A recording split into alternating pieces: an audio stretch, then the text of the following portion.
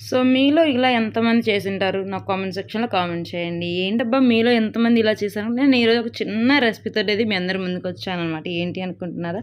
So రాగి సంగట్లోకి ఇలా ఎవరైనా ట్రై చేశారా? ఓకేనా? నాకు కామెంట్ సెక్షన్‌లో కామెంట్ చేయడం మాత్రం అసలు మర్చిపోవద్దు.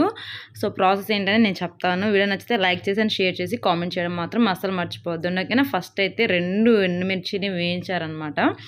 ఈ ప్రాసెస్ చేసేటప్పుడు నేనైతే లేనండి, కానీ చెప్పడం వరకు మాత్రం నా ధర్మం అనిపించింది. ఏంటంటే 2 ఎండుమిర్చి తీసుకొని బాగా వేయించి అందులో సాల్ట్ వేశారు అండ్ అలాగే పాలు పోసారనమాట. పాలతోటి ఇలా ఎవరైనా చేశారో నాకు కామెంట్ సెక్షన్లో కామెంట్ చేయండి. ఓకేనా? అండ్ ఇక్కడ ఏంటంటే 2 తెల్లబాయ రెబ్బలు తీసుకొని అందులో వేసి కలుపుతారు.